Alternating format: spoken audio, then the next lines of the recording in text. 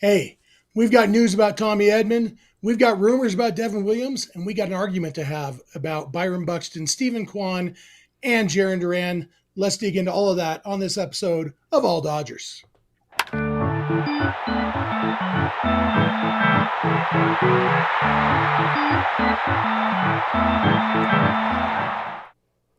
Coming at you live from my mom's basement in Pleasant Grove, Utah. This is the All Dodgers podcast, part of the Bleav Network of podcasts, brought to you by FanDuel. It's not just me. We got the Mr. Meh here too. That's Clint, and we got Mr. Meh, Kevin Skinner. Man, already picking on Kevin. Man, what a guy. You're really not helping it. Tell me about it. Yeah. The GM meetings started today, I believe, and we got some news. I guess maybe the most important news, the Padres finally beat the Dodgers at something. They beat them in a pickleball tournament, and then we found out after the fact the Dodgers didn't even send their A team in. They sent two assistant GMs who, Billy Gasparino and Jeff Kingston. Some guy whose last I was gonna say I knew his last name was Kingston, and then I'm like, since I can't remember his first name, I assume it's a name I should remember. Turns out it's my first name. It's Jeff. Just like I never remember Logan Webb's first name, even though I have a son named Logan, and there's a Ryan I always forget too. Anyway, Jeff Kingston and Billy Gasparino lost to somebody on the Padres, so that's super important. News we actually got that actually matters. Not surprising news at all, guys. Tommy Edman is having ankle surgery. I almost brought this up a couple times in the last week because I had heard through a source that Edman had ankle surgery scheduled for December and that the Dodgers were trying to get him to move it up. And I don't know if he had, vacation planned or something. Don't know what the reason was for not wanting to do it immediately. But it seems like the Dodgers prevailed in that conversation. And there were a few different ways that this is worded, Clint. Some said, like the one you just had on the screen, Fabian said that Tommy Edman is still expected to be ready around the start of spring training. Jack Harris's tweet was a little bit more nuanced, that they said they're shooting for the start of spring training, but they didn't want to lock in on any particular timeline until they see how the surgery goes. Personally, I would be surprised if Tommy Edman plays before May. What about you, Clint? Yeah, I mean, when he first was traded to the Dodgers, he didn't play for a couple of weeks, I think, after resting that ankle. I don't remember if he actually had ankle surgery, that year. I think he did with, it was wrist surgery, right, with the Cardinals. Yeah. He tweaked the ankle while recovering from wrist surgery or something. Yeah, and then it's a gift that keeps on giving. It's funny, Kevin texted us that earlier in our little group chat, and I said that's a 2-time World Series ankle that's undergoing the knife there. But the same like we've talked about with Yamamoto, and I know Kevin agrees with this. It's like I don't care about these guys being ready for opening day. Edman's not going to play for the WBC team. Just be healthy when it matters. So if he has to miss the first month, I don't care. Just be right when your ankle is feeling right. How do you feel about it, Kev? Yeah, agree entirely. I think him being available to potentially play center field maximizes his value. I know that's saying, that's using a lot of words to not say a whole hell of a lot, but it's true. We need that versatility, especially as the Dodgers' biggest need this offseason will be the outfield. So if the ankle surgery gets him right to where he can play center field, even a corner outfield spot, because Paz is kind of settling into that center field role, that just only helps the team. Yeah, absolutely. And with all the conversations they're having about who to bring back and who not to bring back, this is certainly a part of that conversation because, we talked about with Rojas and Kike that you don't necessarily have to plan on them being on the active roster the whole season because, injury histories and whatever. It is kind of funny that, in the last 12 and a half months, 4 guys have won postseason MVP awards for the Dodgers, and 3 of them now will have had surgery since then, or during that time period. Freddie Freeman had ankle surgery after winning World Series MVP.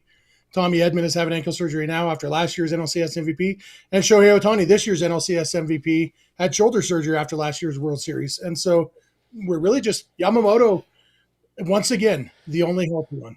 Gritty. We call that being gritty right there. That's mental toughness, as our buddy Richie Flores is in the chat and says, he's bringing up like not counting on Tommy Tanks until May or June. Who's going to play second base? I imagine they're going to try to give as much runway to Ha-Seong Kim. Try to maximize that contract. Jeff, what do you think? Yeah, definitely. They're going to try to give him a chance. Despite the meltdowns from fans of other teams when the Dodgers signed Ha-Seong Kim, you remember when they signed him, it's like, oh, no, they get him too. And I think 90% of those was people who thought it was Ha-Seong Kim, who I'm certain that 98% of the people who were upset about that signing had never heard of Ha-Seong Kim until that day. But it was kind of a big news signing. I think it was the same day that they re-signed Teoscar, or at least maybe the same day it became official, something like that. Yeah. But ultimately, Kim was always maybe he's going to be an everyday player, maybe he's not kind of guy. They didn't sign him to a huge contract to be a starter. And we saw this past year, he didn't even make the big league team because he wasn't ready. But I do think they're going to give him a chance. You don't sign a guy like that and not at least plan on giving him a chance to earn a starting job. But I don't think they're necessarily going to bank on it. Kev, thoughts on Kim there? I mean, we know that the plan was kind of a utility role, like Jeff was saying. That's what Vassay said a whole bunch. This guy was going to be a utility guy. He needs to figure out the outfield first. Yeah, it'll be Ha-Seong Kim. As the roster is currently constructed, it'll be Ha-Seong Kim. I imagine they will bring back one of Kike or Miguel Rojas, so one of those guys can play second base. My number one target for the offseason is actually an infielder, because this could have been a potentiality, and then you can move Max Muncy to second base if that also needed to be an option as well. So I think those are all options. Regardless, if Tommy Edman isn't there to play second base on opening day, it's fine. They have plenty of ways. There are a lot of ways to eat this Reese's, or whatever the heck that saying is. Hey, Nolan Arenado, a Dodger by Christmas, right? Correct. Yep. This is absolutely. That's the one. Hey, we got a super chat from Francisco, $4.99 super chat. Says, with the Tommy news, the need for an outfielder is that much more important. Yes, everyone, including I, want Kyle Tucker, but I think a Cody Bellinger reunion is more realistic. We are going to, later in this very episode, we're going to talk about a few outfielder names that aren't Kyle Tucker or Cody Bellinger that might fill that hole. If you were listening to the cold open, the three names we're going to talk about because I said them out loud. But, I'm still teasing it now because I know not everybody was here at the beginning. So stick around to find that out. So I don't know there's much else to say about Edman at this point. No. The surgery is not a surprise. His role is TBD next year. The other kind of bit of news, it's more of a rumor. Fabian Ardaya reported that the Dodgers are interested in former Brewer, former Yankee closer Devin Williams, and that the interest is mutual. At least to some extent, which isn't surprising either. Last year, when Devin Williams was traded to the Yankees, he said in his press conference that he thought he was going to the Dodgers. I think some people interpreted that to mean that he wished he had gone to the Dodgers. I didn't read it that way. I think it was just, he thought he was going to the Dodgers. But as we've talked about many times, Kevin, if you're a free agent, why wouldn't you want to go to the Dodgers, right? Yeah, it's a safe haven for anybody chasing rings and wants to win. And also, if you're a relief pitcher, it's kind of where you want to go. It's always funny kind of entering this time of year when people are talking about relief pitchers they want, and, they want to go for the biggest fish. And I'm just wishing for guys like, Chris Martin or Shelby Miller again, because those guys just posted and they produce. I miss the days of Phil Bickford when he was just rubber arming it out there. I'll take that too. But the reason I bring names like that up is because they have done very well, and they're no names. So, respectfully, they're no names compared to somebody like, Devin Williams. So yeah, if you're a relief pitcher, I'd want to come here too. I guess unless your name's Tanner Scott. Well, we all assume Tanner Scott's going to end up being better. At least we knock on desk and hope and pray Tanner Scott will be better in 2026. Second year of that big 4-year deal. Devin Williams, long time future Dodger. This feels like the perfect offseason. The stars aligning here where the Dodgers have a clear need for a leverage guy, and they love buy low kind of dudes. This is every bit of a buy low for Devin Williams, coming off of a pretty uneven season with the Yankees. Some of the peripherals better than the numbers tell you, but still the numbers are what matter. Run prevention is what matters.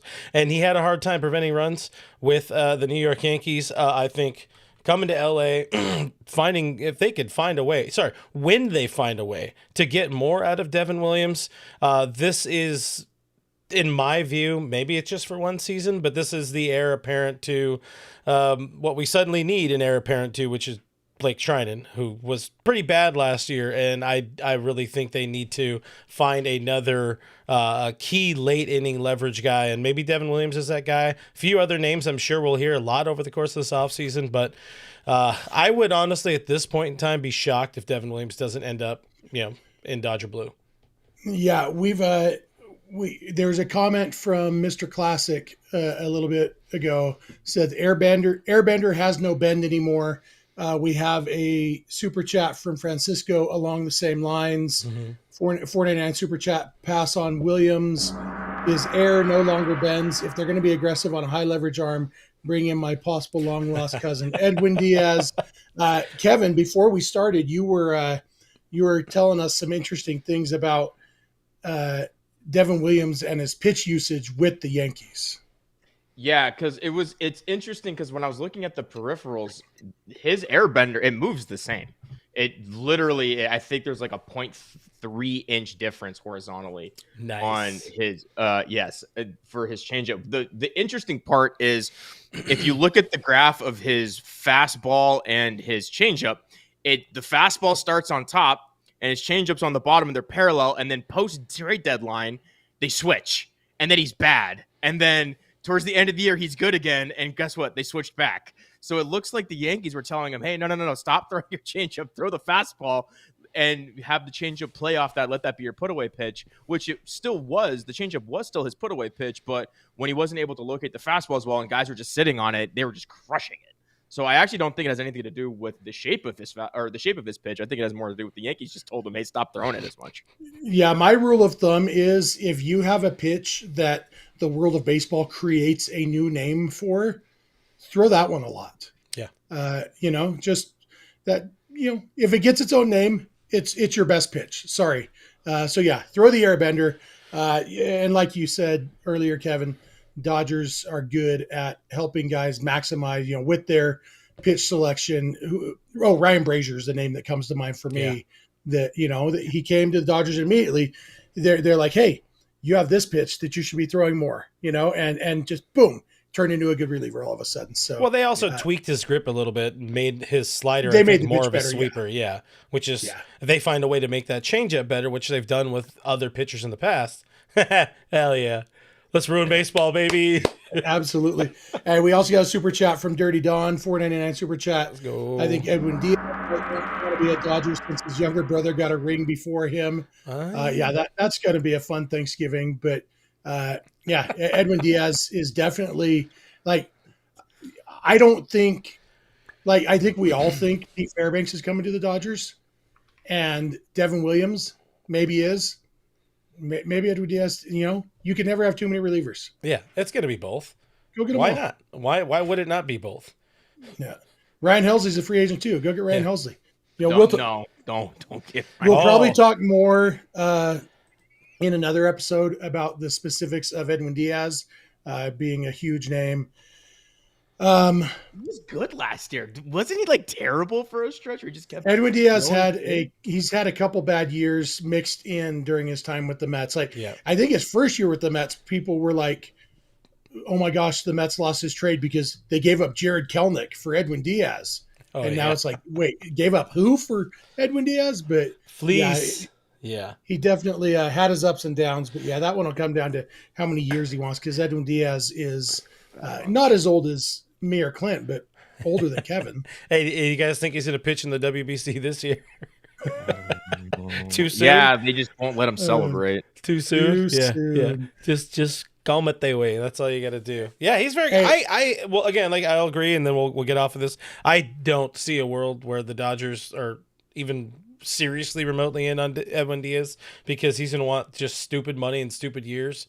I can't see it. Maybe I'm wrong. I won't hate it. Yeah, they I don't think they'll go stupid money, stupid years after last year's debacle. I think they're going to be going more a guy like Pete Fairbanks who isn't going to command as big a deal, or a guy like Devin Williams who they can buy low on a little bit, maybe. Let's talk about our friends over at FanDuel real quick. It's way too early to be thinking about this, but who do you think might make it to the World Series from the National League next year? Well, the betting odds think it's the Dodgers. They're at plus 180, which is not quite favorites overall. Like they're not more likely than not to win the division, the league, but next highest odds is the Phillies at plus 500, Mets at plus 600, everybody else even below that. So plus 180, that's pretty strong. And obviously we don't even know who's going to be on which teams next year altogether, but we do know some guys who will be on the Dodgers, and those guys are pretty good. Guys like, Shohei Ohtani, who's about to win a second straight MVP, second straight National League MVP, fourth in the last 5 years, something like that.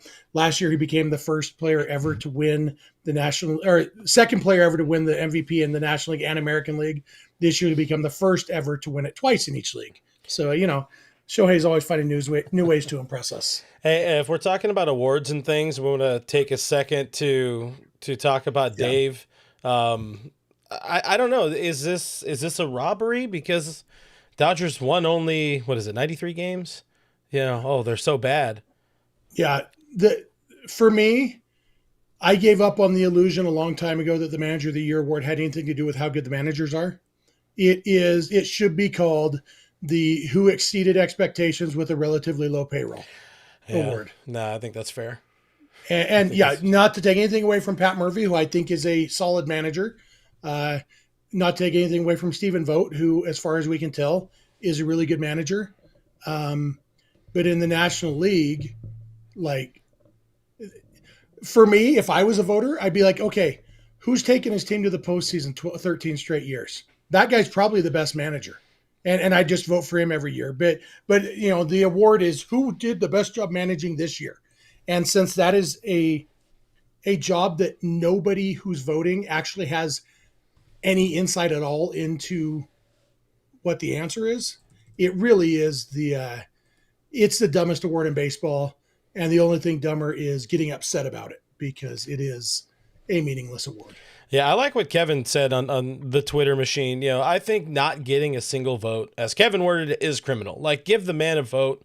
The fact that he was able to navigate, the Dodgers have a bunch of money sunk into a bunch of talent, but not all of that talent was healthy or thriving over 162 games.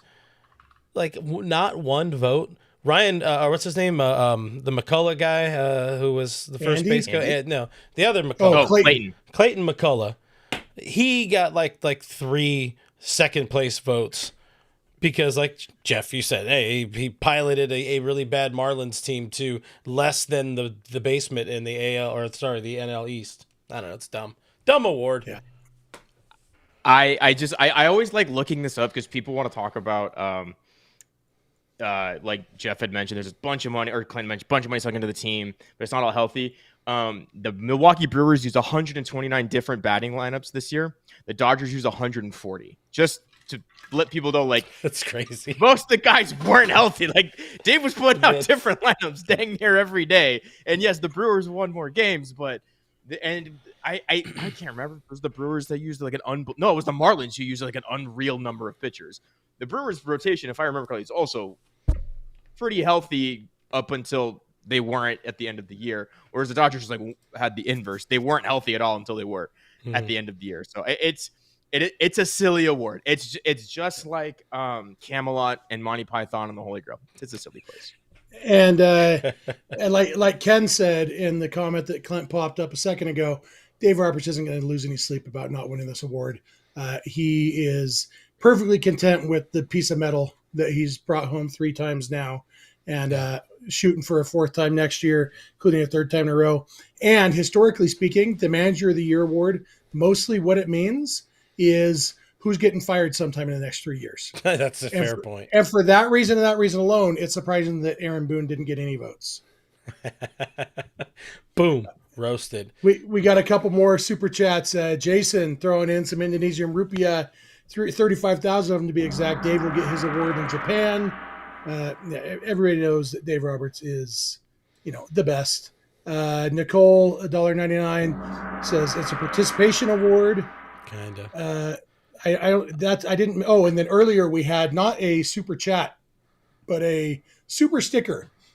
Shooting us some vibes. Drip Show Shop, $1.99. Drip Show. And I just want to take this opportunity to mention them. Clint showed us the canvas the other day that he has from them. Mine is in the mail. Oh, nice. It'll be here in the next day or two, and I can't wait. And so, great stuff. Check out Drip Show Shop. And as I say, so I've had this. This is pointless for anybody listening. It's pointless. Doesn't move the show forward. But I've had this blank spot on my wall that I've never known what to do with, and the Shohei Ohtani poster canvas from Drip Show fills it perfectly. I don't know. This is going to be even worse. I don't even know if this works, but there's Shohei just hanging out, chilling up on the wall. So shout out Drip Show for hooking your boys up. We appreciate you.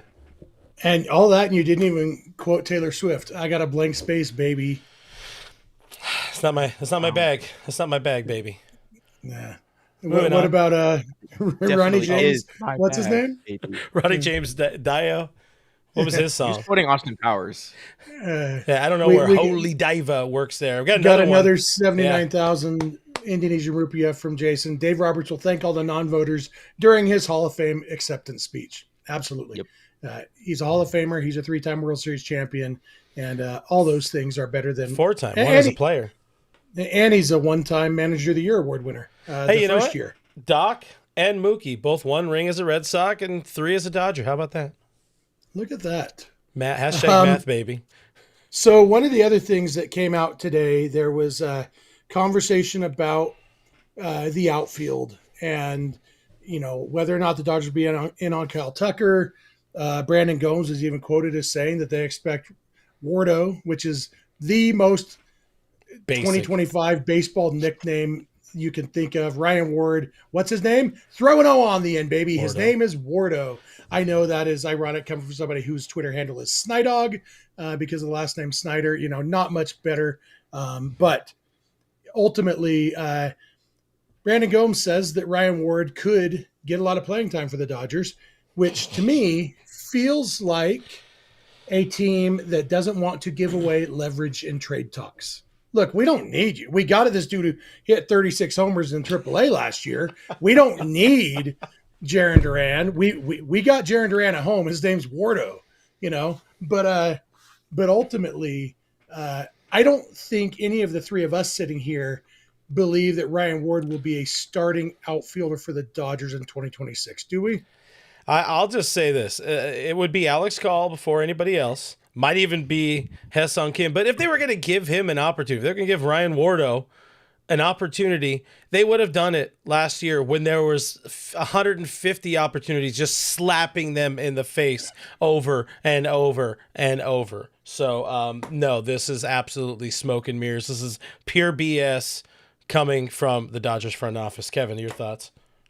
I thought there was a little bit of honesty in there. I do think they added him to the 40-man roster because I think if push comes to shove, we might see him play some outfield this year. And when we get to the names that we're going to talk about, having somebody like Ryan Ward that they're actually interested in giving a shot in the outfield will help. When you consider who they potentially could be targeting in the trade market. But I do think, yes, they are not trying to give up any leverage. But as with all good lies, they are wrapped in just a tinge of honesty. Yeah, and maybe I should say Ryan Ward as a starting outfielder for Dodgers is not plan A. Yeah, that's more probably fair. It's probably not in plans A through E. Yeah. We're at least a plan F if Wardo is the starter for the Dodgers. But, like Kevin said, Brandon Gomes' explanation of why they didn't call him up because, how much runway can you give him? Who do you have to drop from the 40-man roster? All those things make sense. And, we talked about it during the summer. all of us went through different stages where we like, seriously, just cut Michael Conforto and call up Ryan Ward. But, you know, you can understand why they didn't do it and why now they would add him to the 40-man roster. But yeah, I think the most likely thing is that he gets traded and the Dodgers bring in somebody else. Perhaps somebody like Byron Buxton, Steven Kwan, or Jarren Duran. Those, you know, for me, we said the other day, Clint, that we kind of think the Dodgers might fill their outfield needs via trade rather than free agency, just because you look at Kyle Tucker, biggest outfield free agent, going to want a lot more years than the Dodgers are going to want to give him. Cody Bellinger, probably the second biggest outfield free agent, probably going to want more years and more money than the Dodgers are going to want to give him. And so it might make sense to go with the trade route. And for me, these are the three guys. There's other guys who could be possibilities to be traded, but if they went the trade route, three guys who they've been at least somewhat linked to over the past 6 months are Jarren Duran, Steven Kwan, and Byron Buxton. Byron Buxton had to come out and say, I don't want to get traded. I want to be on the Twins. When people were talking about him maybe being traded, not specifically to the Dodgers, but, you know, the Dodgers would make sense there. Steven Kwan, we know the Dodgers tried to get at the trade deadline. And Jarren Duran absolutely makes sense for the Dodgers, did then, does now. So all these guys are possibilities. So I thought, Clint, that maybe we should kind of look at them, because the fact is, I think the only wrong answer is if you're 100% sure that there's a right answer between these three guys, because they all bring different things to the table. And so I put together some graphics, you know, comparing them, one for just for 2025, their stats in 2025, and then the other one looking at the last 3 years to kind of get a bigger, because, you know, Byron Buxton played more in 2025 than he ever has before. Jarren Duran was worse in 2025 than he was in 2024. Steven Kwan, you know, so we kind of looked at these, and if defense is your goal, Steven Kwan is the answer. If offensive potential is your goal, Byron Buxton is your answer. If kind of a medium and maybe the best player of them all is your desire, then Jarren Duran might be the answer. But, you know, there's a lot of maybes and ifs and could be's in there when you look at that. Like, let's start with Steven Kwan, guys, because we all wanted the Dodgers to get Steven Kwan at the trade deadline. But for me, that was because the alternative was Michael Conforto. Now that Michael Conforto is gone, for me, it's like, okay, is Steven Kwan the answer? Because, yeah, if, like I said, if your goal is defense in left field, he is the best defensive left fielder in baseball, and that will probably continue. But Clint, have your thoughts on Steven Kwan changed since July 31st when we really, really wanted him? Not so much, but admittedly, you know, hand up here, like, I haven't done a whole lot of research since then. I haven't looked at the second half numbers. You know, I'm over here basking in the glory of this team winning a World Series, and then basking in the glory of not needing to pay attention super closely, at least for a little bit. But still, the thing I like about Steven Kwan is that he fills a need that this team currently has, which is a left fielder that gives you a little bit of all-around plus game, because they're not going to enter the season with Ryan Ward as a top option or Alex Call as a top option. Put some respect. It's Wardo. Wardo. My apologies to Wardo and his family. But yeah, of the three names that we're talking about here, Steven Kwan is definitely one of them. Kevin, how about you? Yeah, I would prefer. I don't think they need a left fielder. I would prefer to go with a center fielder. Yeah, I can understand that as well. As much as I think Andy Pages has really grown in center field, I still think his best position is right field, where they can really leverage that cannon of an arm he has. And I think if you can play a good center field, which he showed last year, he can probably play a good right field. Look at, you know, somebody like Cody Bellinger in the past, who everybody loved him in center field, but he won his one Gold Glove playing right field with the Dodgers. So if they land Steven Kwan, sure, whatever. I'm not going to complain about it. Any defense is better than whatever the heck they had last year. But I don't think that's the guy that of the three that I would want them to get. Yeah, and for me, a lot of that is what it comes down to, too, that I would prefer somebody who can play center field, just Yeah. defensive alignment and everything, because you're going to have Teoscar Hernandez in the outfield for the next 2 years. He is going to be terrible defensively in whichever corner he's playing. That's one thing we've learned for sure in these 2 years of Teoscar Hernandez: smiles, sunflower seeds, and terrible defense. That's what you can expect from Teoscar Hernandez, and sometimes the big hits, and not to be overlooked. But I really like the idea of maximizing your defense at the other two spots, and I think Pages in right field definitely is a good option there if you can get a center fielder. So then we look at Duran and Buxton. Duran is a better defender than Buxton at this point. Buxton, earlier in his career when he was younger, if you pop that back up on the screen, Buxton is the oldest of the group by quite a bit, actually. He's 4 years older than Kwan, 3 years older than Duran. And between Buxton's age and his injury history, I mean, the Twins the last couple of years have taken to playing him at DH a lot to try to keep him from getting hurt. Yeah, the durability isn't there. But you look at the defensive numbers there. We've got defensive runs saved over the last 3 years. Jarren Duran is at 27. Byron Buxton is that a 5 or an 8? I can't. It's too small on my screen. I made the graph. You put a lot of stats on there, and I was trying to make it. I did, yeah. Aesthetically pleasing for the show. Yeah. So either way, but then you look at outs above average, and Buxton is ahead of Duran because the stats measure different things. So some of that is which one do you like more?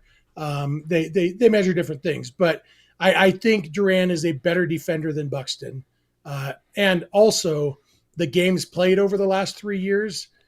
Buxton is just so low. And so if we're looking for a center fielder, but then you look at the OPS plus and the WRC plus, Buxton's the best hitter of the bunch. Yeah. I mean, you got something? No. I was gonna say, yeah. If between these three names, if I'm being smart about it, and it's really close for me, Buxton would be the best fit for this team because he can play some center. You can play him anywhere, but he's got some pop. He has the ability to drive in runs. We know he can hit. That's the thing. He can hit, and he can run them down a little bit. But the fact that the 126 games last year, that was the second highest in his career. That is very concerning, and we know how Dodgers fans feel about players who have injury woes and injury history. So with that, maybe that brings him down a rung on Buxton. I don't want to dive too much into Duran because I figure we should probably finish the conversation here. But spoiler, for me, it's Duran. 1, and then it's 1B is Buxton if he is available, which it sounds like he might not be, but also anything could happen this when you got as much talent at the minor league level the Dodgers have. But still, dude can hit. Dude can absolutely hit, and that's got to mean something for a team that was anemic offensively during this most recent postseason run. Yeah, I'm actually the opposite. I'll take Buxton. He's still a good defender in center field. I know the numbers say one thing, depending on what defensive metric you look at. The outs above average heavily favor Buxton. He's the fastest of the three as well. He's in the 100th percentile sprint speed. He's still an athletic guy. He played 126 games. 118 of those were in the outfield last year. So he's playing in the outfield. And that's why I alluded to earlier, when you have a guy like Ryan Ward, that they might not be scared to actually give him they might not be scared to give him a little bit of runway. You can spell Duran a little bit, give him some days off here and there, and just keep his legs fresh. Because if we've kind of learned anything the last 2 years, it's who cares what happens during 162? Let's just get Byron Buxton healthy in October. And they'll win enough games no matter who they threw 140 different lineups that included guys like Estuary Ruiz, and for a large chunk of the season, Michael Conforto, and they still won 93, 94, whatever they ended up winning. Yeah, so I'll take Buxton just because the ceiling is so dang high, and they can definitely weather an injury if one happens. Will every time he swings the bat or runs the bases, will I hold my breath? Yes. But the ceiling is so high that I think, assuming the price is right, the juice would be worth the squeeze. Yeah, Jeff, what I'll say about this, and I'm assuming you probably have more Buxton thoughts, but We've had a lot of people mention that this team is getting old. Of the three names on that list, Buxton, like you said, is the oldest at 32 years old. This is a team that needs to get a little bit younger, needs some more athleticism, and there's not more athleticism between those three than with Jarren Duran. Yeah.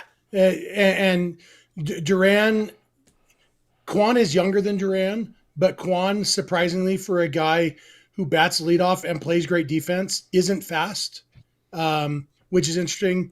So if you want speed, it's Duran and Buxton. But yeah, that's why the combination of speed, defense, youth, all those things, you look at Jarren Duran. But here's another thought. You mentioned how Dodger fans feel about guys who get hurt, Clint. Dodger fans also have feelings about guys who strike out a lot. And let me read to you the list of players who had a higher strikeout rate than Byron Buxton in 2025 for the Dodgers, okay? Hae-Sung Kim, Austin Barnes, Hunter Fiducia, Esteury Ruiz, Alex Freeland, Chris Taylor, Dalton Rushing, James Outman, and Justin Dean.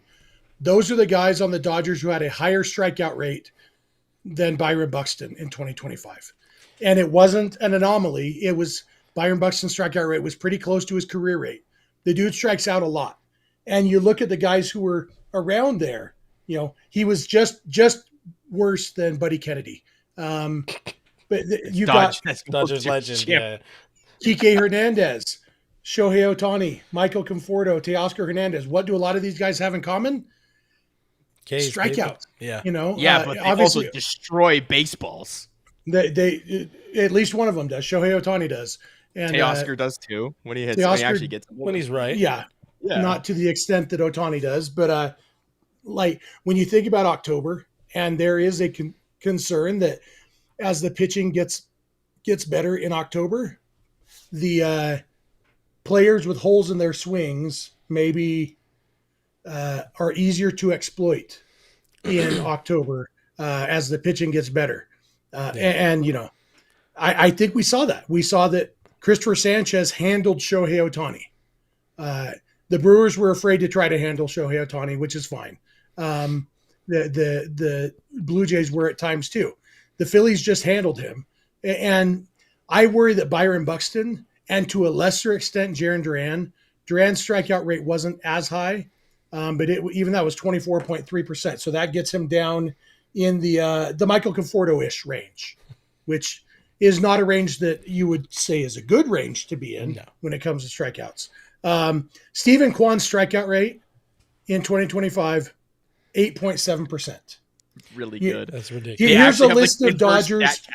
Here's the list of Dodgers who had a better strikeout rate than that. Sounds I see what you did there. That was silence. Yeah. Unless you count Eddie Rosario didn't strike out in his 4 plate appearances, and Chucky Robinson didn't strike out in his 2. He was the Dodger. I forgot about Rosario. Oh man. World Eddie Series Rosario champion. and Chucky Robinson are the only Dodgers who had a lower strikeout rate than Steven Kwan. And so they don't deserve rings. I'm just saying. Anyway, sorry, moving on. And then I start thinking, is Kwan is clearly the best defender of them all. Is Kwan in left and Pages in center still a better defensive lineup than Pages in right and either Buxton or Duran in center? I think it might be, because Pages did turn himself into a solid center fielder. If you have solid center field, elite left field, that leaves Teoscar in right, which a lot of people don't like. For me, I think if Teoscar had hit in 2025 like he did in 2024, people wouldn't be saying you got to move him back to left. Yeah. They would be saying, this is Teoscar. You take the good, you take the bad, you take them both. There you have the facts of life. Due to the facts of life, there's time you got to go and show your growing. Now you know about the facts of life. I won't do the whole song. Great show, though. You're about to get DFA'd. You're about to get DFA'd. Yeah, you will get muted. But yeah, so, and then you throw in, if the Dodgers think, okay, well, with Steven Kwan, he's got some offensive deficiencies. He's been two of his 4 years, he has been a very good hitter, and 2 of his 4 years, he's been slightly below average.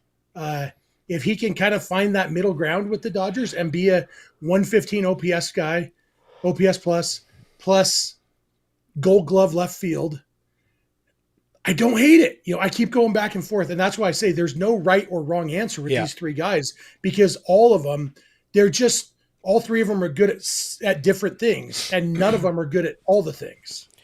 With Kwan, the thing I think I like the most about him, outside of the extremely low under 10% career strikeout rate, that's pretty damn impressive for the modern game.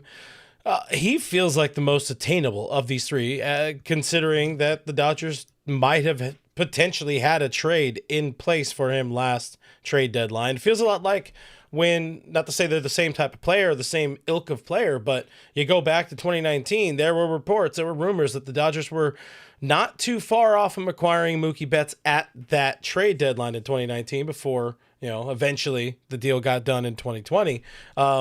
It kind of feels like that seems to keep happening with this team. You get the rumors, and then it eventually happens, either 6 months later, 5 months later, or something like that. But yeah, back to the root of what I was saying. If you're looking at these three guys, Kwan is the most attainable, and the Dodgers have enough prospect talent that is close enough to ready for a team like the Cleveland Guardians to get away with fielding. Somebody like Jarren Duran and the Boston Red Sox, Red Sox are going to, I think, approach any trade with the Dodgers a little timidly because they got fleeced on the last one, for sure. Last few. But the last few, for sure. But they also, they have a bunch. Boston has a bunch of outfielders, which is the only reason they would need to or want to trade Jarren Duran, and most of the Dodgers, like, at least position players, the minor league talent they're outfielders. They don't need it. They just traded away one. They gave, James Tibbs III to the Dodgers for the corpse of Dustin May. Like, I don't see the Jarren Duran trade working. And this, I'll go back to it and I'll throw to Kevin. Kwan makes the most sense for a number of reasons, but top of that list might be that he is the most gettable for this team this winter. I really wonder if that trade fell through because of the Emmanuel Clase news. Like it was going to be a package deal. It was Clase plus Kwan, and then Clase went and decided to be greedy over pennies on the dollar. And I was like, okay, well, we can't deal with you right now. Dodge one there, man. I don't know if Kwan's the most attainable, just because the Cleveland Guardians are just notoriously stingy when it comes to trading. I forget what year it was, 17, when they almost landed Francisco Lindor, but they didn't because they didn't want to give up. I can't remember the prospect. But yeah, they're just notoriously stingy. So I don't know if Kwan's the most attainable. Of these three, he feels like it. I don't know. Yeah, maybe the most attainable is right. I'm just out on Duran. His splits, he's just so split heavy, and I don't know if the Dodgers are really in a position to do like full on platoon splits at this point, because you need kind of like Teoscar, wherever you put him, is not going to be bad. The Red Sox believe they need an upgrade over Duran, and that he needs a fresh start. It'd be a huge surprise if he's in Fort Myers, Florida, come spring training. That was from Bob Nightingale. Yep. His splits are so bad. I don't like wherever Teoscar plays, like Jeff mentioned, he's not going to be good, but you know what's best for him is sticking him in one spot and keeping him there. If you have a guy like Jarren Duran, you're like, okay, well, he can play center or left, depending on, the day of the week and the pitcher on the mound, and you start shuffling the pieces around again. That's going to make anyone's defense suffer a little bit. So I don't know. I'm just not all the way there. I think Buxton would be probably the hardest, because I don't know if he really wants to leave. I don't think he has a no trade clause, though. He has 10-5. Yeah, he has 10-5, yeah. Oh, he's 10-5? Okay, so he does have a full no trade clause. So yeah, he may want to stay in Minnesota. Good for him. But yeah, maybe that makes Kwan the most attainable. I'll talk myself into Steven Kwan. They do need a lefty bat at the bottom of the order. Remember, he's better than Michael Conforto. He's better than Michael Conforto. Somebody did put up, though, that like Steven Kwan had a 99 WRC plus this past year, and Alex Call had a 113. And like nobody was clamoring for Alex Call's bat at the end of the year necessarily. So just kind of put things like that into perspective. I'll talk myself into Steven Kwan if he's batting like 7th. Yeah, that's fine by me. Yeah. Or if he's batting 9th. Oh, no, I don't want him batting 9th in front of Shohei. Put him 7th or 8th. Yeah. So, like I said, no wrong answers, no right answers. Yeah. A couple of comments I want to jump into. DC asked me who was my favorite on Facts of Life. He says he liked Joe. I agree. Nancy McKeon was one of my crushes growing up. She was in a really bad made-for-TV movie called Poison Ivy with Michael J. Fox. I don't know if you can find anywhere, but it was bad, but I loved it because she was in it. Oh, Donnie Boy says he had a mad crush on Blair. Blair never did anything for me. She was the one who was supposed to be the pretty one, but no thanks. Back to the baseball talk.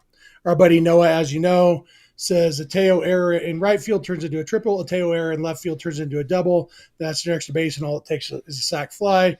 Teo playing left field is frustrating, but not as much. Tim Rogers also agrees. And I've said that many times, but also a lot more balls are hit to left field than to right field. And for all of that, this year in 2025, the Dodgers only allowed 4 more triples over the course of 162 games than they did in 2024. And that was with really good Jason Hayward playing right field a lot of the time in 2024.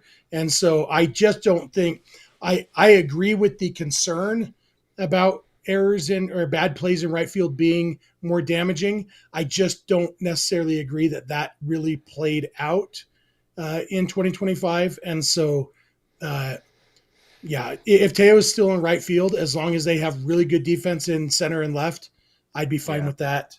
BC says, I like how Bellinger wasn't included in this list. That's because Bellinger's a free agent. This list is talking about specific potential trade trades. targets. Yeah. That's why you could also say there was no Kyle Tucker on this list because we're just talking trade. Yeah. Why wasn't Fernando Tatis Jr. on this list? He's supposed to get traded. We covered that one a couple days ago. Why wasn't Bryce Harper on the list? Mike Trout. Bryce Harper can't play outfield anymore. Hey, Jeff, do you think they are more likely to fill that outfield hole through trade rather than free agency? I do. I just don't think that the free agent market makes sense for these Dodgers and their needs when it comes to the outfield. I think they'll be heavily in the free agent market for relief pitching and, possibly infielders. But when it comes to the outfield, it's like Kyle Tucker, Cody Bellinger, Harrison Bader, and then nothing else. And so, I think trade plans A through C at least are probably trade possibilities before we get to D and E, which are free agents, and then F, which is Wardo. Yeah, I think I would honestly rather see Alex Call actually get a legitimate shot over Harrison Bader coming to this team. And we've said it a few times, and I'm waiting for the links, Cody to LA. If Cody Bellinger can be got on like a 3-year deal, I wouldn't hate it. And I wouldn't hate that over the trade pieces. Maybe like Kwan is kind of matched with him. I don't know. I gotta think more on it. But Bellinger seems also relatively attainable. And word is he's open to re-signing with the Dodgers because he likes the money. Well, Scott Boras likes the money. And I think he enjoyed winning the World Series in 2020 and would like to do that again too. He has been missing that. Yep. It's true. He didn't get his parade in 20. We got to get him a parade. I agree with the question. I do think they'll fill this position probably through the trade market. It'd be hilarious if it was Mike Trout and they get Shohei and Mike Trout to win a World Series together, not on the Angels anyway. But I think for the primary reason being, you had mentioned earlier in the show about how this team is getting older, and they are, and they also have a lot of long-term contracts already on this team, and I think they're trying to shy away from that, or at least that would make sense for them to not sign somebody like Kyle Tucker to 10 years when you already have a bunch of guys that you have like 7, 8, 9 years left on their contracts. You don't want to end up in a Padres situation where you have like all of these huge albatross contracts that you're like, what are we going to do with these later down the road? Yes, so if Cody is willing for like a 3-year deal, awesome. But if that's why I was looking at it before, the headless Manny Machado. I was looking at it before, and I think the longest tenured guy would be, I think it's Byron Buxton and Jarren Duran. They both have 3 years of team control left. Mm-hmm. So they would both be free agents after the 2027 season, and that's assuming like baseball is still played. That's like a perfect pocket. Yeah, that's another whole factor. But that's like a perfect pocket because you got to assume by then, of all of these minor league outfielders they have, and we've talked about this already, it feels like too much since the Dodgers have won the World Series, but they have a bunch of minor league outfield prospects. And Jeff, you would have to assume that of like the 5 of them, maybe 2 work out sort of. They also need a place to play. Yeah, absolutely. And even if 2 out of 5, that's a reasonable expectation. And that means that in a couple of years, you're going to need 2 spots. And yeah, all 3 of these guys, Duran and Buxton, have 3 years of team control, and Kwan has 2. So all of these guys fit pretty well in the Dodgers prospect window. Going from there, yeah, I think they all make a little bit of sense. I also put how much money they're making in each one, and not that really matters to the Dodgers, but Duran's making $8 million this coming year. Buxton is $15.1 million, and Kwan is estimated to get $8.8 million in arbitration. So they're all Duran's can go up though, right? Because he's in arbitration. So if he posts another good season, that can get into the 20s. In the following year, yeah. This is for 2020. Yeah, he's under contract for 2026 at $8 million. So, but yeah, it could go up higher after that. All of them would go up each year as they go through things. Except Buxton. I don't know. Buxton's isn't. Yeah, his is. Buxton's is a long-term contract, but there are escalators in there that could bump it up to as much as $26 million. But I think some of that's like winning the MVP, so things that aren't necessarily going to happen. But yeah, they all kind of fit and they all kind of don't. And it will definitely be interesting to see. I think my main takeaway is that I'm glad that my job is to talk about what they might do and not decide what they will do. So good luck to Andrew Friedman. We got a handful of super chats we haven't gotten to yet, Clint. We got a $19.99 from my buddy Richie Flores. If anyone thinks that Bo Bichette is coming to the Dodgers, you're higher than Cody Bellinger on 420. Manager of the year is a dubious honor. Do we have a say in the WBC workload on Team Japan? # free Richie. I guess the only question is... That was $20 Richie right there. Yeah, $20 Richie. Yeah, we don't have a say in their workload, although you assume that if the Dodgers made a request that Team Japan would at least consider it. Isn't there something about like getting wasn't Clayton was going to pitch, Kershaw was going to pitch in the last one, but he couldn't get insurance because the Dodgers wanted him to have a certain terminology in it, and they couldn't get it done, so he ended up having to step back. I think that would mean they have some kind of say. But that they have some say in whether or not they play. Once they're playing, it's like, I think they're going to try to win the WBC. And so, but yeah, I mean, if the Dodgers it's just like the All-Star game. If a coach goes to the All-Star manager and says, hey, look, I know technically he can pitch, but I would rather have him not pitch, then he's not going to pitch. And the WBC will be similar. There's just no official role in place for them to have a say. Everybody's favorite Kevin Uhas, $10 super chat. Is Shohei the second or first most impactful Dodger ever? If not either of those, where would you place him? I mean, when you're talking about immediately winning back-to-back World Series as he joins the team, that has to have a pretty big impact. Not that it was all him. Yeah, I mean, he did win the MVP in both years. I'm trying to think, is there anybody else? I guess Ben Kasparius has won the World Series in back-to-back years. His only 2 years with the team. Yamamoto. Yeah. But yeah, I mean, Shohei, the fact that they've won back-to-back World Series, a thing that the franchise had never done before. He's won back-to-back MVPs. I'm speaking as if it has already happened because it's obviously going to happen in the next day or two. I don't remember if it's Wednesday, Thursday, Friday that the MVPs are announced, but sometime this week, Shohei will get his second Dodgers MVP. It's hard to say because it is just 2 years. And like Sandy Koufax was part of 4 World Series titles, won the World Series MVP in 2 of them. It's hard to argue against that, even though they weren't back to back. But I would say that Shohei Ohtani is off to a really good start in his campaign to be the most impactful Dodger ever. Yeah, that's pretty unfair. If we're talking off the field stuff, it's undoubtedly Shohei, just because of what he does to the team's revenue and all the ad money he brings in and all the sponsorships. If we're talking on the field, honestly, I would have to lean Yoshinobu. He has been absolutely stellar in all of the postseason games he's pitched, especially you look at the World Series. Shohei did have his numbers were really good, but they were also heavily inflated by the NLCS Game 4, at least offensively. So most people's numbers would be inflated by the best game ever. Yeah, correct. But it was still only one game, and otherwise he did struggle kind of except for the Red Series. So I just, for me, Yoshinobu on a team that has needed starting pitching as desperately as the Dodgers have needed it the last 2 years. I mean, that dude's done nothing but post. So For me, I'd agree. I go with Yama. What do you got, Jeff? For on the field. We're talking strictly as a dude who plays baseball. That's for me, the argument in favor of Ohtani would be the fact that we can talk about him struggling after he just posted a 1096 OPS in the postseason. Like that's the argument for Shohei, that the standard is so high, the expectations are so high that that's the only way to knock him is to say, well, but he wasn't as good as he probably should have been, which is true, but also he was real good.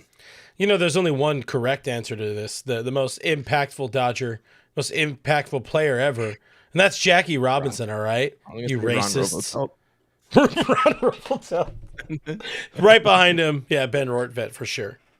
But we're keeping it recent, so yes. Yeah. Talking show. We got a $5 super chat from Drip Show Shop. Sent us $5 just to tell producer Kevin, Skinner7 Kevin, to send them your address if you want some canvas. And they said they'll be sending the two of us some more too. Awesome. Kevin Uhas in the chat, I was hoping they meant him. Richie's begging for some artwork.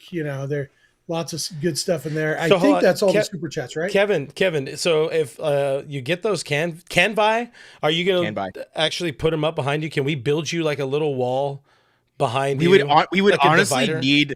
We would need screen. Like a rolling screen where Charlie Day has his moment with the his whiteboard they roll. You would need one of those. Listen, we can do it. We got the budget. It would be like a college classroom back here where I could flip it around with different screens. It's all right. So Drip Show Shop, send the canvases. Somebody else go on Amazon Prime and send Kevin a whiteboard. Oh God, are we going to make an all Dodgers wish list? We also had $1.99, by the way, from Raul, who said the LA trade the dream of Josue De Paula, Mike Sirota, and Zaire Hope. That it's dead. The dream is dead if you trade any of those guys. Yeah, it's and also. I don't know that those guys will be high on the list of the guys the Dodgers want to trade because, like we said, we're talking the hit rate on these prospects isn't super high, and so if only two of them make it and they're the two you trade, then you end up with Diego Cartaya on your hands, and it's not always the best. So that's a good point. But Dodgers have a lot of prospect depth that they don't necessarily have to trade from the deep end of the pool. No, from the good part of the pool. They can trade from the deep end of the pool, where the pool analogy didn't work, but you know what I'm saying. I think what Jeff is trying to say is the Dodgers are really good at trading away prospects and having them not be good on other teams. Yeah. I think the guy that really has performed the best, you would argue, is Michael Busch, and we all knew he'd be good as soon as they traded him. And same thing with of course you would Ryan go Pepio. with Busch, big time Cubs fan. And Ryan Pepio is the other one. Again, why couldn't they have traded Bobby Miller? Yeah, but we got Tyler Glass. They're good at making these trades. So whoever they trade away, just trust that they're trading the right people. And they will lose some trades, but sometimes trades are win-win. Michael Busch, they didn't have a place for him, and they got two really good prospects for him, including one of the guys we're talking about, hoping they don't trade. Zaire Hope. And so, they're good at trading, and that's part of the problem. Other teams know that they're good at trading. Makes it hard to trade, but they'll get the job done. I think that's about all we have for today. You guys got anything else? I think we covered a lot. I got one more I'll throw on out here from Young Yi. And Jeff, I'm going to direct it to you. How confident are you that Tanner Scott is going to return to his old form? 91%. I really do believe Tanner Scott is going to be He's got a new ass. Good next year. He said he has a new ass. And sometimes that's all you need, This was. You take the good, you take the bad. Take them both, Did he and put then you have a new ass. with a trophy? Did he tattoo Kirby with a trophy over it? I mean, if he was a man about it, for sure. Drip Show also appreciates the canvas talk. Yeah, I think Tanner Scott's going to be really good next year. So maybe not returning to elite form, but I expect him to be really good. I don't know. Yeah, I don't know if I go that far. He'll be better than he was this past year. It was such an anomaly because all of his stuff looked the same. They just tinkered with a couple too many things, and it looks like he just lost all confidence in being able to throw a baseball. So as long as they can figure out how to get that confidence back, he should be good. I don't know if he'll ever get back to, being the guy he was, just because that last year was horrible. Hey, there's one other thing that we didn't talk about that would fall under the whole like news and rumors sort of thing. The Dodgers are technically the first team to have signed a player. Didn't they sign like a backup catcher, like a minor league catcher yesterday? Eliezer Alfonso Jr. Is that what it is? Yeah, it's kind of weird to me that the Dodgers signed a 26-year-old catcher, journeyman catcher, whose dad is 2 years younger than me. Like, I'm starting to think I might never make the big leagues, guys. Just hold out hope, Never my friend. say never. Hold out hope. Anyways, the Dodgers made a signing, so there you go. There's your breaking news. Johnny Owen in the chat corrected Kevin. Jordan Alvarez maybe was the best example of a guy the Dodgers traded. Who organization. You cannot go. We're not having this conversation. He didn't swing a bat. Do either of you think that the backup catcher is signaling that Dalton Rushing might be on his way out? No. He's minor league depth. It's the fact that Chris Oakey is probably a minor league free agent right now. Yeah, this is Eliezer Alfonso Jr. is a guy whose name we've now. Oh, that's a good point. Oh, did I freeze up? Yep. Yeah. You got to try getting new internet. We're not going to talk, man. It's so annoying that like I look at my downloads, I'm like a gig down, a gig up, and I'm still getting choppy, and my ISP doesn't know what to do about it. So anyway, Alfonso is not a name we'll ever say again. No, we'll say it because he'll be a non-roster invitee when spring training rolls around. And has to mess up his name quickly so that he could get it into Nelly's next, radio broadcast when he eventually is the backup catcher. Anyways, I think that's about time to hit the wrap it up button, gentlemen. I'll take over from here, Jeff. We appreciate you guys watching, listening, hanging out with us on this Tuesday edition of the show. We're still eventually going to get into probably more of a schedule. So sound off in the comments below. Let us know when you guys would like to see us live. We have more ideas for content coming up. A lot of stuff still coming up this offseason. Hopefully a lot of signings for us to talk about, or trades, or all that kind of stuff. But shout out to our mods for doing a great job in the chat. Shout out to everybody who sent in a super chat. You guys, y'all are awesome. We got 11 super chats on the show tonight. That is pretty cool. Next time, let's do 111. That's asking too much. All Dodgers is presented by FanDuel, part of the Bleav Network podcast. The guy all the way on screen right, that is Kevin Skinner. Give him a follow, Skinner7 Kevin, on the Twitter machine. The guy in the middle, that is Snydog. Give him a follow on the Twitter machine at Snydog, and I'm Real FRG on the social media machines. Got nothing else to say, so we'll just say bye. Bye.